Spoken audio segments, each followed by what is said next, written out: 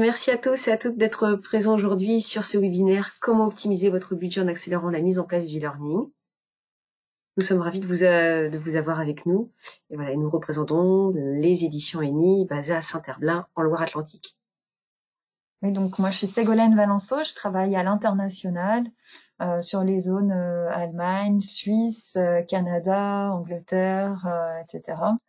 Et donc je travaille tout type de structures, qu'il s'agisse d'entreprises privées dans différents secteurs ou des institutions, des écoles aussi, des universités.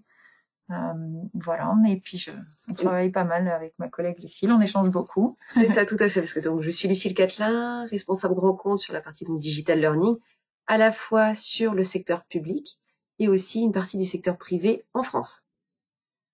Voilà, donc on le redit, mais n'hésitez pas à poser vos questions au fur et à mesure dans le chat. Et puis nous, on va arrêter les caméras. Hein. Voilà, pour vraiment avoir une utilisation optimale de la bande passante, voilà, pour que vous puissiez bénéficier des meilleures conditions pour ce webinaire. Et comme ça, toutes les questions que vous nous poserez, on prendra le temps d'y répondre à la fin de cette présentation. Donc, on continue. Hop.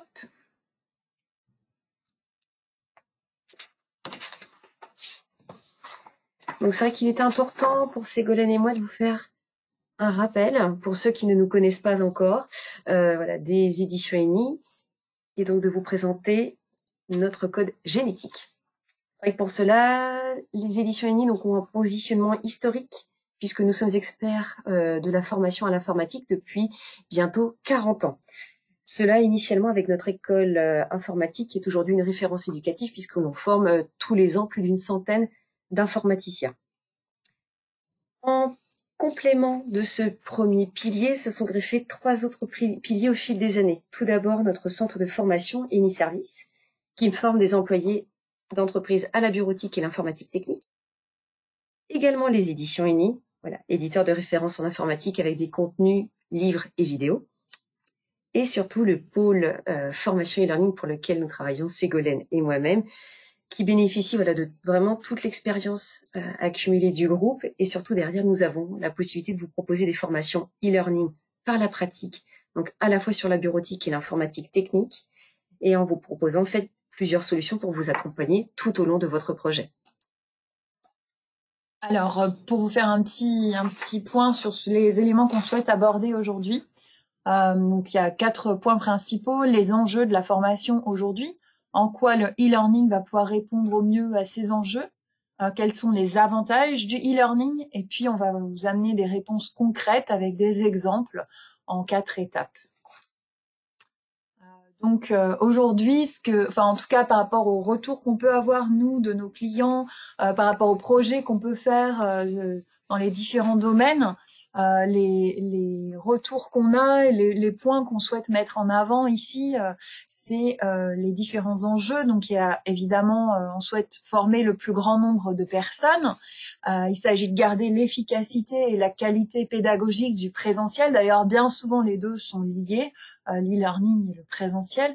Il s'agit de rendre les collaborateurs opérationnels sur les outils numériques, compte tenu aussi du télétravail aujourd'hui, on y reviendra. Il s'agit d'impliquer les collaborateurs dans l'activité de l'entreprise. C'est le nerf de la guerre, hein, on est sur le business, donc comment accélérer le business de son entreprise grâce à la formation. Et vis-à-vis des employés, il y a une histoire aussi, une question d'employabilité, préserver son employabilité grâce à la formation. Et puis, un des enjeux importants et qui va nous intéresser plus particulièrement aujourd'hui, il s'agit de réduire les coûts de formation. Aujourd'hui, on sait qu'il y a pas mal de personnes qui sont sur cette thématique du budget. Hein. On est on n'est plus exactement à la rentrée, on est en octobre maintenant, mais quand même, on est toujours sur ces éléments de positionnement du plan de formation. Donc voilà, on souhaitait aborder cette thématique-là. Parce que vous êtes peut-être dans cet objectif, voilà, vous avez fait votre plan de formation 2020, mais il y a le plan de formation 2021 qui arrive à grands pas. Et c'est vrai que voilà, les astuces que l'on va pouvoir vous transmettre seront peut-être voilà, des éléments à prendre en compte dans le cadre de votre projet pour l'année prochaine. Donc, quand on parle de former le plus grand nombre de personnes, une des possibilités pour permettre cet accès au plus grand nombre, c'est l'utilisation d'une plateforme LMS. Alors, je ne sais pas si certains d'entre vous en utilisent une déjà dans leur projet ou pour leurs clients. Alors, je vais juste faire un petit rappel. LMS, donc c'est Learning Management System. L'idée, c'est que les salariés ont accès à une plateforme pour différents contenus. Il peut y avoir de la bureautique, il peut y avoir des formations sur l'informatique, plus avec des thématiques plus poussées. Il peut y avoir des formations sur plein d'autres domaines, les soft skills, les langues, que sais-je. En tout cas, l'idée, c'est qu'il y a un seul accès pour avoir accès pour pouvoir se former finalement. Alors nous, nos contenus, on les intègre bien entendu avec des plateformes LMS. Donc il y a vraiment, c'est une intégration facile via les SCORM. On pourra vous expliquer si vous avez des questions plus précisément là-dessus. L'idée, c'est que grâce à ce principe d'accès facilité, on mixe les techniques, on mixe les accès, tout en gardant l'efficacité et la pédagogie qui reste la même et qui fait notre force chez Eni. On a également pour les clients, les partenaires, les centres de formation, que sais-je, qui n'ont pas de plateforme LMS, on a notre propre plateforme chez Eni. Donc il y a vraiment les deux possibilités. Donc je parlais de la pédagogie. Je vais laisser la parole à Lucille, mais l'idée c'est vraiment de rendre les collaborateurs opérationnels sur les outils numériques aujourd'hui. Effectivement, comme tu le soulignes, Ségolène, il est important de faire en sorte que chaque collaborateur puisse être opérationnel avec les outils du numérique, surtout compte tenu de la situation actuelle que nous connaissons tous.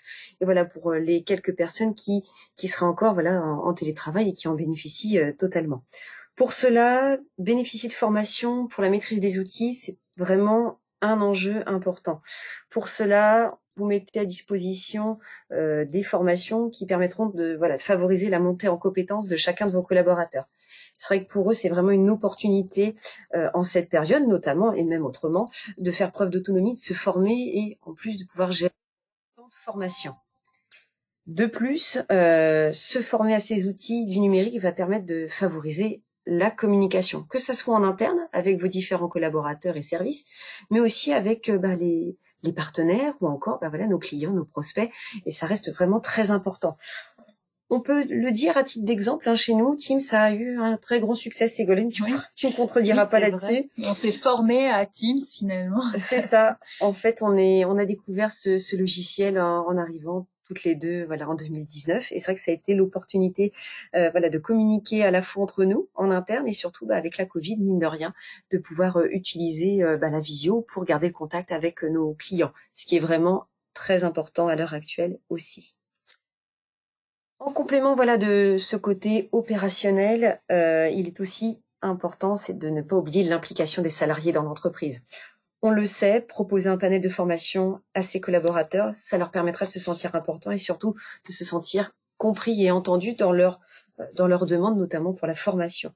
On sait qu'un collaborateur satisfait sera motivé, donc investi. Donc, le projet et surtout être encore plus productif sur son poste de travail, c'est indéniable. C'est en plus l'occasion vraiment de pouvoir se former aux réseaux sociaux à distance. De booster l'engagement de l'employé et d'être encore plus efficient.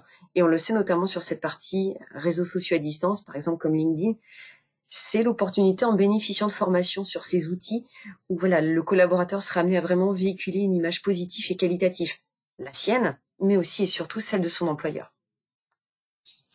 Et finalement, grâce à ces outils de formation, le collaborateur améliore sa productivité.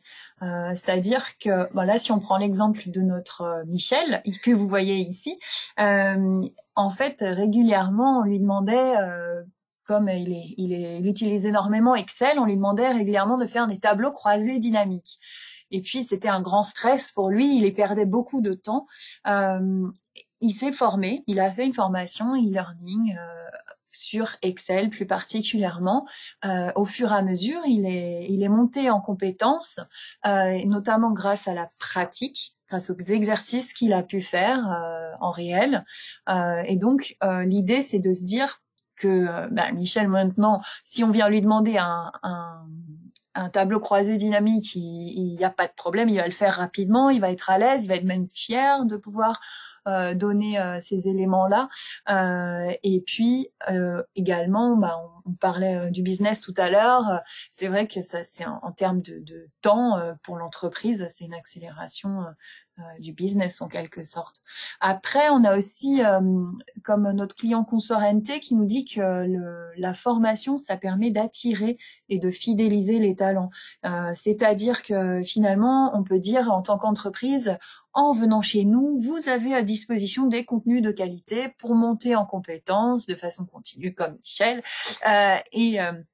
Les collaborateurs sont contents. Enfin, ça donne vraiment une image positive de l'entreprise qui n'est pas à négliger aujourd'hui où parfois c'est difficile de recruter. Et puis on va aller sur la thématique qui nous intéresse plus particulièrement aujourd'hui, donc les coûts de formation. Qu'est-ce qu'il en est? On sait que ça reste le nerf de la guerre, hein, que ce soit voilà pour tout type de secteur d'activité. Et c'est vrai que pour ça, on a une question à vous poser. Et on va voilà utiliser un sondage pour connaître votre retour. On voudrait savoir, selon vous, puisque voilà vous travaillez dans différents types de structures, que ce soit établissements publics, privés, en France et voilà à l'international, c'est de savoir, selon vous, quel est le coût moyen par personne pour une formation en bureautique, en e-learning, pardon. Savoir si, selon vous, c'est une formation qui coûte moins de 50 €, entre 50 et 100 €, entre 100 et 150 €, ou si on fait grimper les enchères, on est à plus de 150 €. Donc on voit les réponses qui commencent à arriver. Ça va être intéressant de voir un petit peu ce que vous en pensez. On va vous montrer les résultats par la suite. On vous laisse quelques instants, voilà, prendre le temps de collecter toutes les informations et on va pouvoir vous faire le retour d'ici quelques minutes. Oui, puis nous, on va vous faire notre analyse un petit peu, en tout cas de notre point de vue de chez Eni, pour que vous puissiez avoir un avis. Bon, il y a soit, voilà, je voyais encore des personnes qui votent. Je vous laisse terminer, puis ensuite je vais fermer le sondage. Pour l'instant, on voit que ce qui a le plus de là où les personnes ont le plus répondu, enfin entre 50 et 100 €, effectivement. Ouais. Il reste encore quelques personnes qui n'ont pas voté. Allez-y, voir pour faire peut-être pencher, dire encore cette deuxième réponse, ou alors voilà peut-être les autres selon vous. N'hésitez pas à y répondre. Oui, parce que finalement, la deuxième réponse, c'est moins de 50 €. Ouais. Ok. Bon, je vais fermer le sondage. Vous devriez pouvoir voir. Je partage. Hop. Voilà. Alors, on peut le voir pour vous. 43% d'entre vous, une formation en e-learning, par exemple en bureautique, sur Excel, coûterait entre 50 et 100 €. Je te laisse passer à la slide suivante, Ségolène, mais la réponse serait moins de 50 €. Et on va vous expliquer pourquoi. Voilà, merci Ségolène. Pourquoi moins de 50 €? Là, on peut vous donner l'exemple d'un cas concret chez nous, donc au sein des éditions Eni, notamment si vous êtes amené à utiliser un abonnement en bureautique. On s'est rendu compte, après voilà différents projets mis en place avec nos clients, voilà de réels cas concrets, que voilà, si vous avez décidé de vous former sur un seul logiciel, sur une seule e-formation, on est quand même sur une économie de 62% qui est à prendre en compte. Et si on allait sur un projet de plus grande envergure où vous formez différents collaborateurs à minimum 2 logiciels, on serait sur une économie de 81%. Celle-ci va vraiment être plus conséquente selon la volumétrie que vous aurez déterminée et le nombre d'années d'engagement que vous souhaiterez mettre en place pour votre projet de formation. Avec ces chiffres, on peut voir que voilà, mine de rien, le e-learning peut être une vraie réponse en termes d'optimisation de budget pour votre projet de formation actuel et surtout futur. Après, nous, on adapte les projets avec pas mal de sur-mesure, entre guillemets, sur la taille de l'entreprise, les besoins, etc. L'objectif maintenant, c'est de savoir en quoi le e-learning va répondre aux différents enjeux que nous avons pu vous présenter avec Ségolène. Et pour cela, deuxième question, on va vous faire travailler un petit peu ce matin. On voudrait savoir, puisque le chat n'a pas fonctionné ce matin, c'était de connaître parmi vous, selon les différentes structures pour lesquelles vous travaillez, savoir si vous avez déjà mis en place un projet e-learning. Oui, non, ou alors est-ce que c'est quelque chose qui n'est pas encore prévu, qui est potentiellement à l'étude? Donc on voit les réponses qui s'affichent. Oui. Apparemment, pas mal de personnes connaissent déjà ce mode de formation finalement. Effectivement, c'est des choses qui sont peut-être déjà voilà, au niveau du pourcentage affiché, mais on va vous laisser encore quelques instants. C'est des projets e-learning qui ont potentiellement déjà été mis au sein de vos différentes structures. On va vous laisser encore quelques instants. Il reste encore quelques personnes qui n'ont pas répondu. On va se laisser encore une vingtaine de secondes, Ségolène. Et on voit déjà qu'il y a quand même une forte tendance, effectivement. Puis après, il y a quelques personnes aussi qui n'ont pas encore prévu de mettre ça en place. Donc oui, après, mais on voit quand même la tendance est fortement dessinée malgré tout. Je vais te laisser clôturer le résultat, Ségolène, et l'afficher. Je partage les Mais résultats. C'est déjà une bonne chose. On voit bien hein, si celui-ci s'affiche correctement à l'écran. Voilà, vous êtes quand même 78% aujourd'hui à avoir déjà mis en place un projet e-learning dans la structure pour laquelle vous travaillez, ce qui n'est pas négligeable. Voilà, vous êtes encore 16% à ne pas encore l'avoir fait. C'est peut-être l'occasion pour cette fin d'année ou début d'année prochaine. Et certains sont encore à l'étude sur ce type de projet. Donc, on va revenir rapidement sur les avantages du e-learning. Je vais passer à la slide avec la présentation des différents éléments. Donc, un des avantages indéniables, c'est que la formation peut être rendue disponible très rapidement. Voilà, sous 15 jours, les participants, les apprenants peuvent avoir accès à leur formation. Il y a clairement il y a un élément de flexibilité puisqu'on n'a rien besoin d'installer. Il s'agit uniquement d'avoir une connexion internet. Hein, et puis, comme je l'ai dit tout à l'heure, soit on se connecte à la plateforme ENI, soit à son LMS. Voilà, c'est assez facile d'accès. Il y a la possibilité d'offrir un spectre relativement large, comme je l'ai présenté également, et un élément vraiment dont on parle peut-être pas assez, mais finalement l'e-learning permet vraiment de gagner du temps pour les équipes RH et les équipes formation. Il y a tout l'aspect logistique, de déplacement, de réservation, d'inscription qui vont être où voilà, on va pouvoir s'organiser un petit peu différemment avec le e-learning forcément. Et puis, et bien évidemment, le rapport qualité-prix, bon, on vient de vous en parler. Donc, si on revient plus sur le détail, je vais te laisser un petit peu détailler ça, Lucie. On va rentrer vraiment dans le vif du sujet et répondre à cette question. Voilà, comment mettre en œuvre un projet e-learning d'envergure en optimisant son budget. C'est la question que le pourcentage, les à peu près 20% qui n'étaient pas encore convertis au e-learning vont se poser comme question. Et c'est vrai que pour cela, avec Ségolène, selon les différents retours clients et projets que l'on a pu mettre en place, on a identifié 4 étapes qui nous semblent essentielles et surtout complémentaires qu'on va pouvoir vous détailler dès à présent. Alors, initialement, suite à notre expertise depuis à peu près 40 ans dans le domaine de la formation en informatique, on a vraiment analysé, détecté 4 étapes qu'on a pu mettre en place, selon vraiment différentes typologies de clients. Et avec ces retours, on va pouvoir vous les présenter plus distinctement. Tout d'abord, une première étape, c'est de pouvoir évaluer. Ensuite, d'explorer, mais également former. Et enfin, pour boucler la boucle, certifier. Donc, on va rentrer en détail sur cette première étape, donc évaluer, qui permet d'identifier les besoins. Est-ce que vous saviez, d'un point de vue français, que nous étions classés seulement au 17e rang du plan des compétences et que seulement 31% des Français ont plus que les connaissances numériques de base?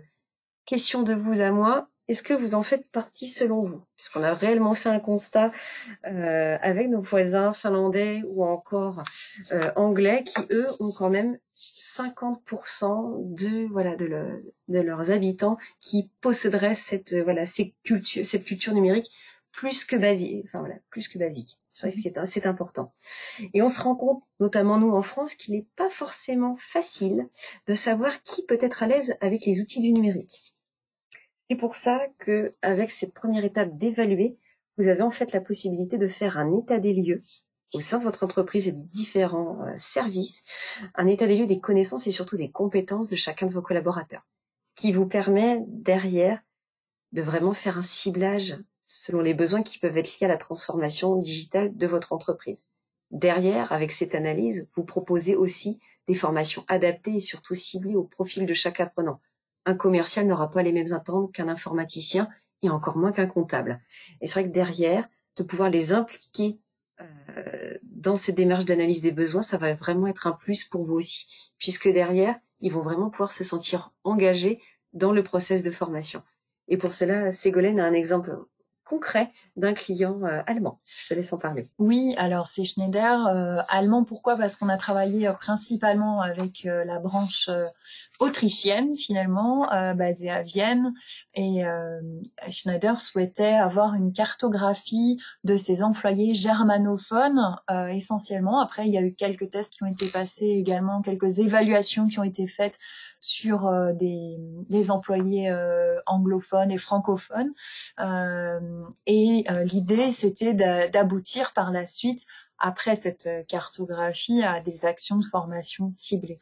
Donc là, il y a eu environ 4000 personnes qui ont reçu finalement. Alors eux, c'était via leur LMS. Le test était intégré dedans. Il y a eu des communications faites en interne, bien sûr, pour inciter les collaborateurs à participer, à faire ces tests. Même pour eux, en fait, c'est super intéressant de voir où on en est. Parfois, les résultats sont plus ou moins positifs. Bon, ça booste, hein. On se dit, ah bah là, il y a quelque chose à faire. Il faut que je me forme dans tel ou tel domaine. Et puis, bah là, vous voyez, on vous a mis un peu une petite image pour vous montrer. En fait, il y a plusieurs éléments qui sont pris en compte dans ce test, cette évaluation. Et vraiment, l'idée, après avoir évalué, du coup, c'est de pouvoir passer à du concret, à des contenus en fonction des besoins qui sont mis à disposition des salariés. Donc, pour optimiser les budgets de formation, nous, ce qu'on recommanderait, ce serait par la suite d'explorer. L'idée, c'est d'inscrire les collaborateurs dans une culture apprenante. Il y a la possibilité de mettre à disposition, par exemple, des contenus. Grâce à ce mode de consultation, on est dans du micro-learning, hein, on en parle beaucoup aujourd'hui, pick and choose, on fait des recherches dans un outil qui nous a été donné par l'entreprise. On sait que ces contenus sont faits par des experts qui sont fiables et on gagne beaucoup de temps. Puisqu'au lieu d'aller chercher sur Internet, suivant les thématiques, oui, certes, on trouve beaucoup de choses, mais c'est très chronophage et on n'est pas certain des contenus qu'on va trouver. L'idée, c'est que ici, Orange a pu notamment mettre en place une solution comme ça d'exploration de contenu avec l'entité d'innovation. Et le retour, voilà, c'est que ce sont des ressources fiables, de qualité, sur le plan technique comme sur le plan pédagogique. On a également des aspects de reporting, parce que nous, on pense toujours, bien sûr, aux personnes qui organisent les formations, hein, on l'a déjà mentionné. On pense au RH. Voilà, RH. Donc voilà, il y a cet aspect-là également. Et vraiment, avec les différents points qu'on vous présente ici, c'est l'idée de mettre en place un plan de développement des compétences. Alors, on a évoqué les deux premiers points. On va passer au troisième avec des outils de formation en réel dans le logiciel, par exemple. Effectivement, comme tu l'évoquais, Ségolène, voilà, cette troisième étape, voilà, de former avec de la pédagogie par la pratique est importante, puisque voilà, la pédagogie est vraiment au cœur des formations. Et c'est vrai qu'ici, on se rend compte que nous, de notre point de vue, il ne faut pas perdre de vue que le digital learning doit avant tout répondre à une efficacité pédagogique et non pas seulement d'enjeux économiques ou encore d'optimisation de temps. On peut vraiment faire basculer du présentiel au e-learning parce qu'en fait, on obtient tout simplement les mêmes résultats et le même niveau de montée en compétences. On optimise quand même, par la même occasion, voilà, les coûts de formation, hein, comme tu l'évoquais tout à l'heure, Ségolène, ça reste le nerf de la guerre, mais on ne perd pas en qualité. C'est juste que le process de formation, le mode de formation est quelque peu différent, que ce soit sur de la bureautique ou encore sur de l'IT. Mais là, comme vous le voyez à l'écran, la pédagogie par la pratique, ça sera vraiment de respecter les 4 temps forts de la formation. Donc de pouvoir visionner une leçon, surtout par la suite de réaliser un exercice en direct dans le logiciel. C'est pas, voilà, on vous donne un exercice, vous le faites tel quel chez vous. Si vraiment vous êtes, voilà, dans le moteur, dans le logiciel directement, pas de superflu.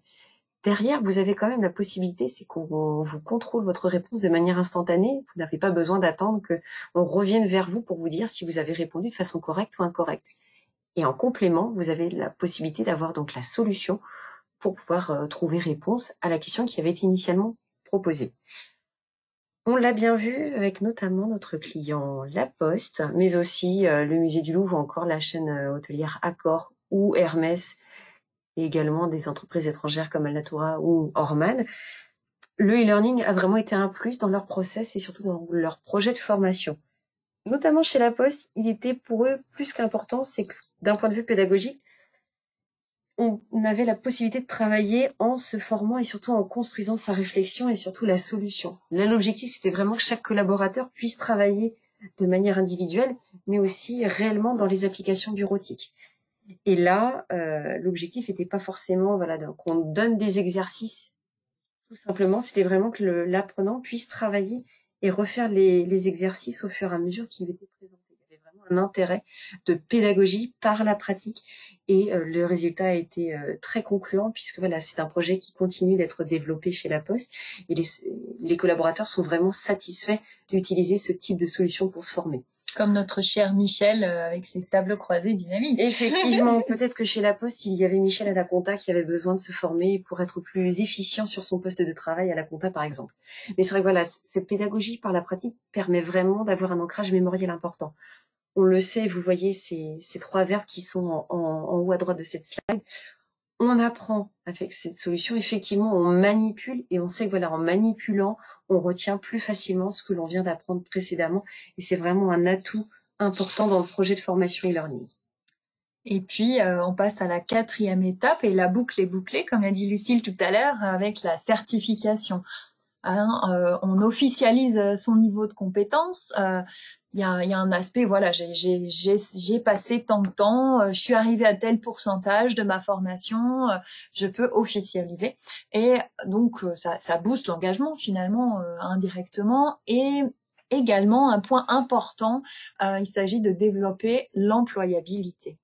On vous le reprécisera juste après, mais pour ceux qui ne le savent pas, il y a des possibilités de financement avec des dispositifs mis en place. Donc là, on a pris l'exemple en tant que centre de formation agréé ENI du partenaire canadien Accès Compétences CSRS. Mais il y a aussi beaucoup de centres de formation français. On en a plus de 500 qui travaillent avec nous pour proposer des certifications. Donc, à la suite de ça, l'idée, c'est de vous expliquer les différents points à prendre en compte suite à nos retours d'expérience avec les projets de nos clients. Il nous semble important de vous préciser, en tout cas, quand vous souhaitez calculer au mieux votre budget, quand vous dites « Ah, ça y est, j'ai regardé les différents points, je vais aller voir mon prestataire, mon partenaire, mon responsable pour bien planifier tout ça. » Donc, pensez bien à regarder le nombre de collaborateurs, les services concernés. Ça peut être aussi parfois de coupler des services. Voilà. Ou si vous avez un bureau en Angleterre, un autre en France, un autre en Allemagne, ça peut être aussi de rassembler ces différents bureaux, donc mutualiser les projets finalement. Il s'agit aussi de bien regarder les thématiques recherchées par vos collaborateurs. Est-ce qu'il s'agit de bureautique, d'IT avec des thématiques plus spécifiques ou autres? Et puis également, donc on l'a mentionné rapidement, les modalités de prise en charge. Effectivement, pour ceux qui ne le savent pas forcément à l'heure actuelle, on a quand même différentes possibilités, notamment sur le secteur français, d'avoir des modalités de prise en charge différentes. Tant par le CPF, qui est une opportunité de formation non négligeable, et aussi pour ceux qui le souhaitent, le FNE, qui a été mis en place durant la Covid, qui est vraiment une opportunité de pouvoir former ses salariés sur un ou plusieurs logiciels, c'est vraiment important. Pour ceux qui le souhaitent, vous avez également les différents OPCO. Peut-être êtes-vous déjà rattaché ou affilié à l'un d'entre eux. N'hésitez pas à les solliciter pour voir avec eux quelles sont les modalités exactes pour la prise en charge d'une ou plusieurs formations selon les besoins que vous avez peut-être déjà recensés en interne avec vos différents collaborateurs ou responsables de service. En complément de ces plus à prendre en compte, nous on vous préconise aussi, c'est ce qui va toucher à l'organisation interne. On le sait, la formation, ça prend du temps. Ce n'est pas évident pour tout le monde. Voilà, selon les différents types de sociétés ou de structures pour lesquelles vous travaillez, chacun, et surtout on l'a bien vu avec la crise sanitaire que l'on traverse, le temps à la formation n'est pas forcément identique pour tout le monde. Pour cela, on préconise, voilà, pour ceux qui ont vraiment des besoins et des attentes de monter en compétences, c'est de favoriser un temps à la formation, de préconiser pourquoi pas un mode plus qu'un autre, voilà, du pick and choose avec de la ressource en libre accès mis à disposition, ou alors de la formation par la pratique comme on a pu le voir précédemment, mais de se dire voilà, est-ce que pour mes équipes, pour vraiment les rendre encore plus efficients sur le poste de travail, je préconise quoi en tant que manager? Pourquoi pas de leur donner, de se dire, il faut préconiser 15-20 minutes par jour ou alors une fois par semaine, mais vraiment de garder ce côté-là pour vraiment monter en compétence et se dire que la formation avec un emploi du temps alloué favorisera vraiment la montée en compétence sur les différents logiciels possibles. De plus, c'est aussi quand même important, c'est de pouvoir impliquer vos managers, puisque derrière, il y aura la possibilité de booster l'engagement. On sait que voilà, un manager impliqué dans cette partie-ci favorisera le suivi, permettra d'allouer effectivement le temps de la formation selon le ou les projets à mettre en place. Mais il y aura vraiment cette opportunité-là à ne pas négliger. Voilà, donc c'était les différents points qu'on souhaitait mettre en avant. Hein. On a essayé de répondre au mieux à la problématique. C'est vrai que c'était pour nous l'occasion voilà, de vous faire un retour d'expérience sur ce que l'on a pu déjà voir à travers différents projets, cas concrets avec nos clients. Et voilà, on se rend compte que ça reste indéniable. Le temps, c'est de l'argent. Et voilà, il faut vraiment trouver toutes les astuces nécessaires pour pouvoir monter en compétences et vraiment favoriser le projet e-learning pour de la mise en place au sein de vos structures. Donc on passe au temps des questions. N'hésitez pas à poser vos questions. On va essayer d'y répondre au mieux. Par exemple, là j'en vois une sur les langues. Alors pour information, tous nos contenus sont disponibles en 5 langues: français, allemand, anglais, espagnol et néerlandais. On a vraiment cette possibilité-là, voilà, comme l'évoquait Ségolène tout à l'heure, si pour des projets de mutualisation, vous avez la possibilité avec nous de pouvoir proposer différents contenus et surtout en différentes langues, c'est important. Alors là, il y a une question de Philippe Lacroix qui n'est pas négligeable. Effectivement, notre meilleur conseil pour pouvoir réussir, c'est de déterminer en amont, de pouvoir sensibiliser vos collaborateurs sur le projet de formation et vraiment de faire une étude des besoins recensés, de vérifier si justement ce process de mutualisation n'est pas applicable dans votre structure et vraiment de recueillir tous ces différents points pour après derrière cibler au mieux le projet à mettre en place, la solution à mettre à disposition pour après gérer au mieux cette partie budgétaire. Comme on vous disait tout à l'heure, selon la volumétrie et le nombre d'années d'engagement qui peuvent être mis en place, le budget sera d'autant plus réduit et aura vraiment un impact pour vous. Et puis il y a tout l'aspect engagement des collaborateurs, donc qui n'est pas à négliger. Alors nous, ce qu'on a chez Eni, on a un pack engagement qu'on met à disposition de nos clients, de nos partenaires. On propose aussi des webinaires de lancement. Enfin, on est vraiment dans l'accompagnement pour que le projet se passe au mieux au sein de l'établissement. Effectivement, en tant cet aspect support avec le pack engagement, mais surtout en amont aussi sur cette partie conseil pour vraiment trouver avec vous la solution la plus adaptée. Alors, que pensez-vous de la complémentarité avec de la formation présentielle ou par téléconférence? Oui, on l'a évoqué rapidement au début, mais bien sûr, l'accompagnement, c'est d'autant plus important aujourd'hui où on est, où il y a encore beaucoup de gens qui sont en télétravail. L'humain reste. Alors c'est le nerf de la guerre. On va dire comme le temps c'est de l'argent, l'humain restera effectivement très important. Donc bien sûr, la complémentarité c'est très important. Alors il y a plusieurs formes. Il y a le blended learning, il y a le tutorat, il y a aussi bien sûr la téléconférence. Après ça dépend en fait finalement des besoins de l'entreprise au départ qui sont exprimés.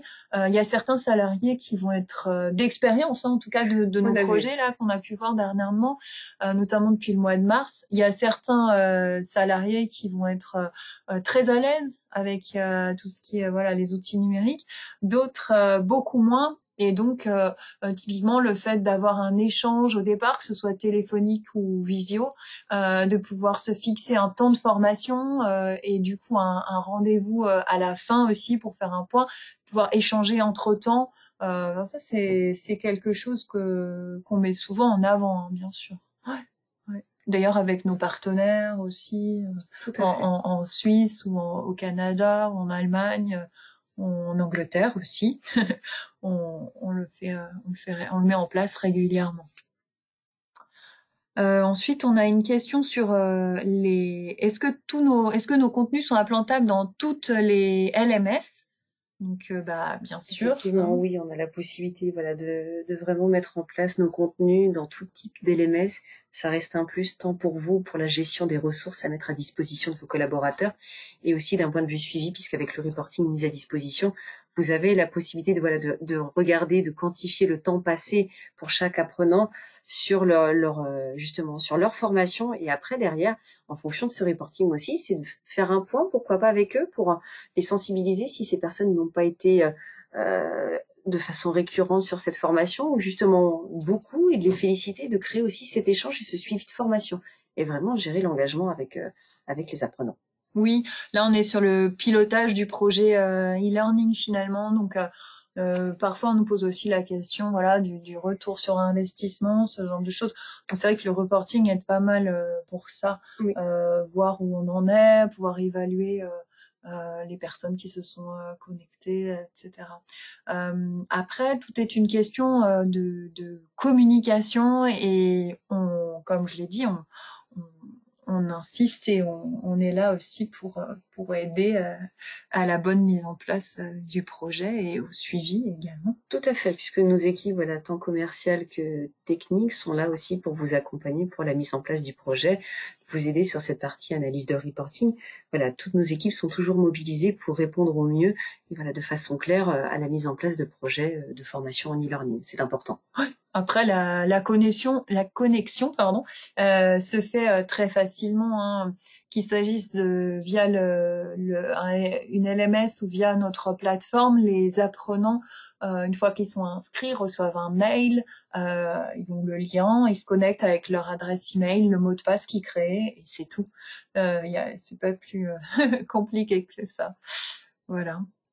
Donc, est-ce qu'il y a d'autres questions plus particulières? On n'a peut-être pas beaucoup évoqué les contenus qu'on propose nous chez Eni, mais sachez qu'en tout cas, si vous voulez des accès tests, que vous pensez à une thématique plus particulière, Outlook, Word, Windows, Office 365, une formation sur OneNote, SharePoint, Teams. Et encore de l'informatique technique aussi, puisque voilà, ça reste aussi une de nos branches. N'hésitez pas à nous solliciter sur cette partie-ci.